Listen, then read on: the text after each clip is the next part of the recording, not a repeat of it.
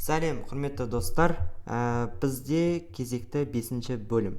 Яғни қаңтар ұбт-ға дайындықтың 5-ші бөлімі. Құрметті достар, егер де каналға жазылмаған болсаңыз, дәл қазір жазылып кетіңіз. Бізде күн ара күнде видео шығып отырады. Яғни қаңтар ұбт-ға, одан кейін нағыз ұбт-ға және де март ұбт-ға. Яғни осы ұбт-ларға көмектесетін материалдар салып талдап отырамын. Сондықтан жіберіп алмас үшін подписаться кнопкасын басып, және де колокольчикті басып тұр. И мен видео шығарған сайын саған уведомление, яғни видео шықты деп келіп тұрады. Сол үшін құрметті досым, дәл қазір тіркеліп кет, досыңа таратуды ұмытпа, каналды қолдауға өз үлесіңді қос. Кеттік, біз бастаймыз. Қараңыздар оқушылар, бізде -2-3 нүктесіне координаталар басына қатысты симметриялы нүктенің координатасын анықтаңыз дейді. Бұл есептің берілгенін түсіндіріп жіберейін сіздерге. Негізі бірден шығара салуға болады. Оны шығару жолы просто минусқа -1-ге көбейте саламыз. Яғни -2-3-ті -1-ге көбейте саламыз. И сол кезде минус таңба 2 болады.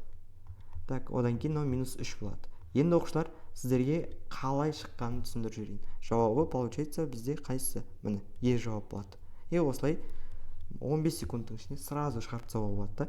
Бірақ сіздерге түсіндірейін мен. Қараңыздар, бізде координаталық ось болсын. Жазуға мән бермейміз.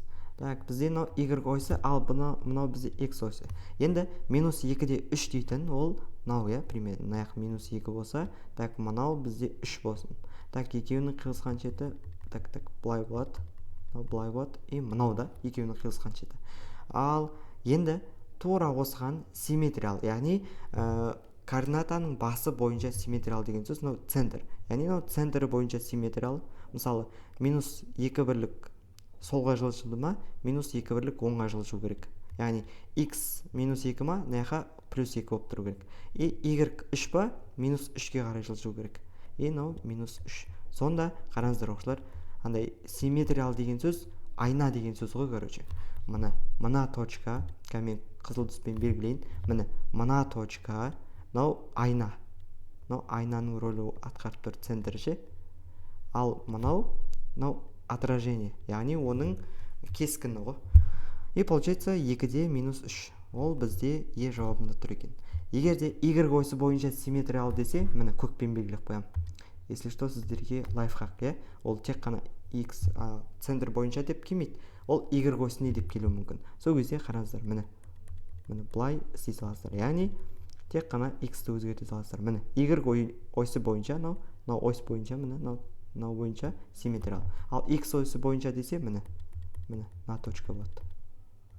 Яғни мынаған симметриал x осі бойынша мынау болады. Ал центр бойынша болса, мынау болады. Түсінікті деп ойлаймын. Келесі есепке ораламыз. Мынау оқудың қажет жоқ. Пока что енді әзірге қажет жоқ. Өздеріңіз оқып аласыздар, видеоны тоқтатып оқып алсаңыздар болады. Қараңыздар оқушылар, бізде қонақ саны 9 болатын болса, тәттінің бәріне бірдей бөлінсе, қанша градустан келетінін табыңыз деген. Қараңыздар оқушылар, полный торт деп елестетеміз. Торт бізде 9-ға бөлінсе дейді. Яғни бізде білеміз шеңбердің 360 градус екенін. Қонақ саны 9 болатын болса, 9 бөлікке бөлінеді деген сөз. Яғни 360-ты просто бөле саламыз 9-ға. Сол кезде 40 шығады.